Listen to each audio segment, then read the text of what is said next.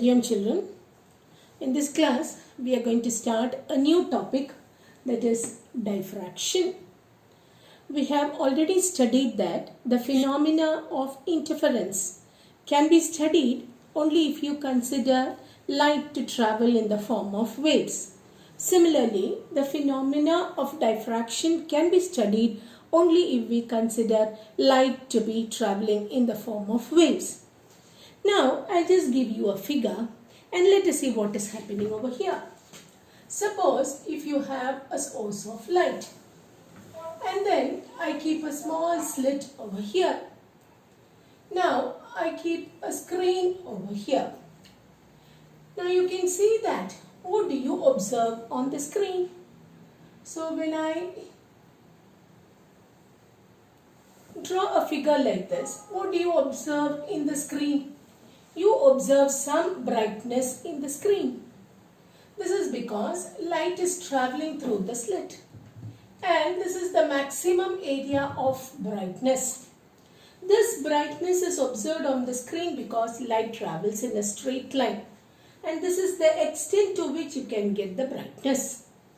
Suppose on the path of light, if a small obstacle is placed, what do you observe on the screen?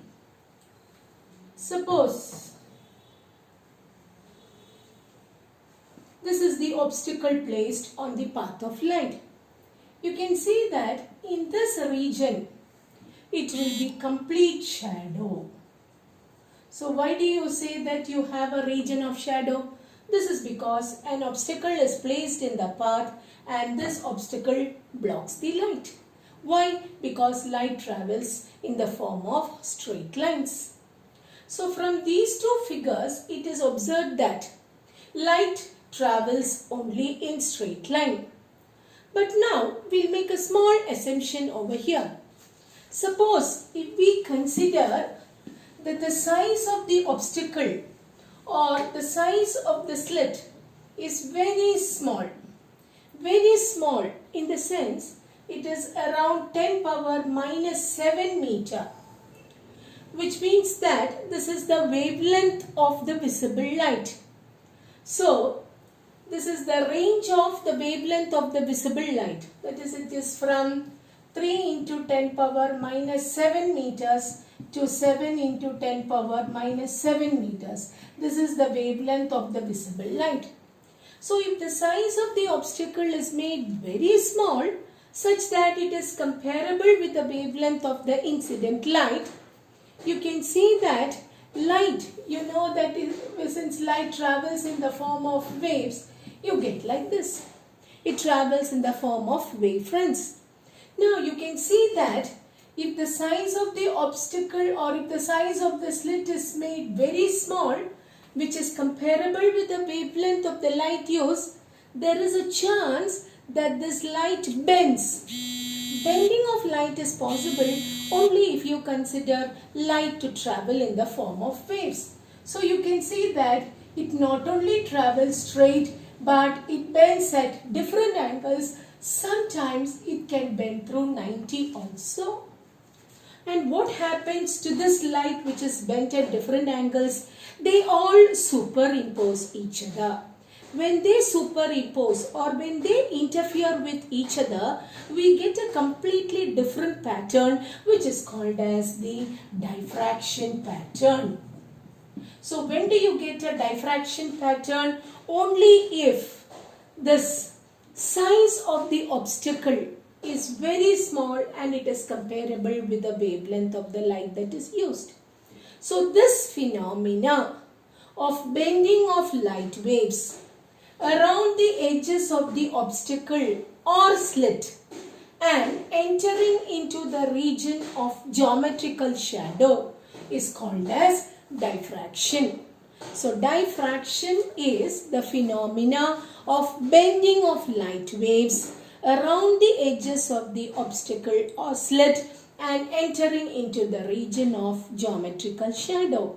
And understand, this diffraction can take place only if you consider that the size of the slit or obstacle must be comparable with the wavelength of the light used. That is why we say that in light waves, diffraction can be observed only if you have a slit of very small size and which can be easily observed at home also.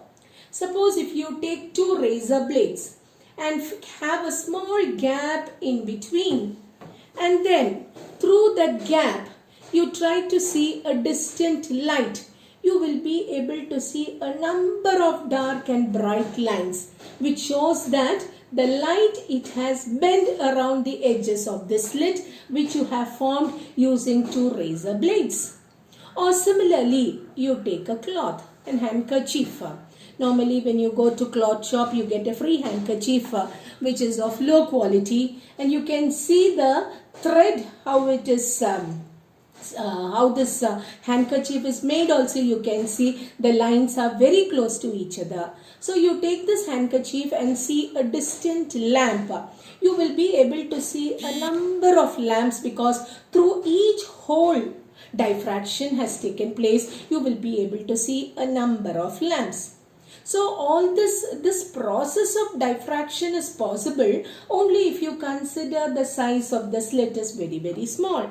But in the case of sound waves, it is not so, because the wavelength of a sound for a particular frequency is not very less. It is measurable. It can be in terms of some centimeters.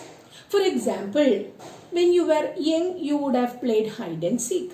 So when you are playing, what you normally do is you stand behind a pillar and then you count 100, and you can see that all the children, just imagine you are in our campus and you have a ground over there where you have only trees and no buildings at all.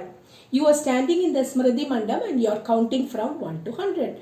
As soon as you open your eyes, you say that you spy someone who is standing behind the tree. How is that the person who is standing behind the tree is able to hear you? Here, sound is not reflected or refracted because there are no objects for reflection and refraction. Only thing is that the girl or boy is standing behind the tree. So what happens from here when you shout, I spy? What happens is that the sound, it bends around the edges of that tree, and the one who is standing behind the tree will hear that sound, which means that diffraction has taken place. Suppose if the frequency of your sound is about 600 hertz, when you calculate the wavelength of the sound, it comes to around 50 centimeters. So if the width of the tree is around 50 centimeters, easily diffraction takes place. So diffraction in sound is easily observed than in the case of light. This is because the size of the obstacle over there can be large. It is measurable. But here in the case of light, it is very, very small. So it is not possible to measure. So this is the diffraction process.